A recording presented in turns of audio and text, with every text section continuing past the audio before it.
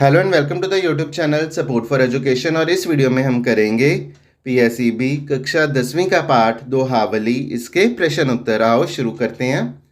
पहला प्रश्न है, तुलसीदास जी के अनुसार भगवान राम जी के निर्मल यश का गान करने से कौन कौन से 4 फल प्राप्त होते हैं?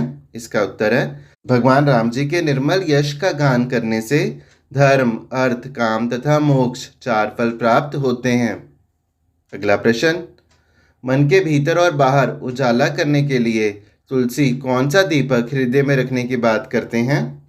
इसका उत्तर है, मन के भीतर और बाहर उजाला करने के लिए तुलसी राम नाम रूपी मणियों का दीपक हृदय में रखने की बात करते हैं।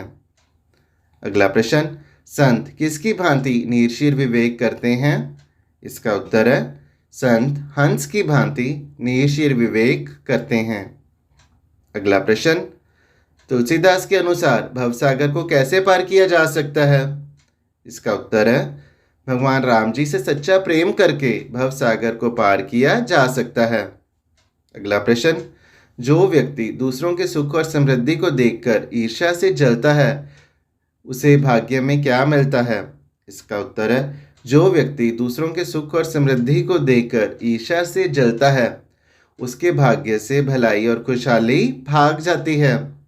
अगला प्रश्न, राम भक्ति के लिए गोस्वामी तुलसीदास किसकी आवश्यकता बतलाते हैं? इसका उत्तर है, राम भक्ति के लिए गोस्वामी तुलसीदास सच्चे और अटूट विश्वास की आवश्यकता बतलाते हैं।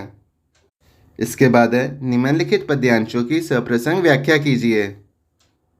सबसे पहले है, प्रभु तरुतर कपि डार पर ते किए आप समान, तुलसी कहूँ न राम से साहिब सील निधान।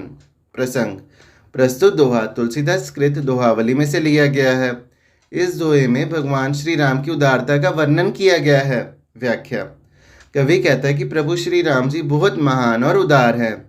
भगवान श्री राम स्वयं तो वृक्षों के नीचे रहते थे और बंदर पेड़ों की डालियों पर रहते थे, परंतु फिर भी ऐसे बंदरों को भी उन्होंने अपने समान बना लिया। ऐसे उदार शील निधान प्रभु श्री राम जैसे स्वामी दुनिया में अन्य कोई नहीं है। इसके बाद है, सचिव वैद गुरु तीन जो प्रिय बोलहि भववास, राज धर्म तन तीन कर होई बेगही नास। प्रसंग, प्रस्तुत दोहा तुलसीदास द्वारा रचित दोहावली में से लिया गया है। इस दोहे में कवि ने चापलूस सलाहकारों से घिरे हुए राजा की संभावित दुर्दशा का वर्णन किया है।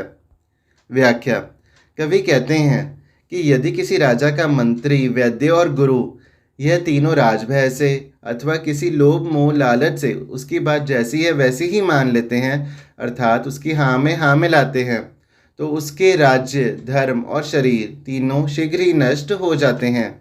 इसलिए ऐसे चापलूस सलाहकारों से बचना चाहिए। इसके बाद है भाषा बोध। सबसे पहले विपरीत शब्द लिखें। संपत्ति विपत्ति, सेवक स्वामी, भलाई बुराई, लाभ हानि। इसके बाद है भाववाचक संज्ञा बनाएं। दास दासता, गुरु गुरुत्व, निज निजता, जड़ जड़ता। इसके बाद है विशेषण बनाएं। धर्म धार्मिक, भय भयानक, मन मानसिक, दोष दोषी।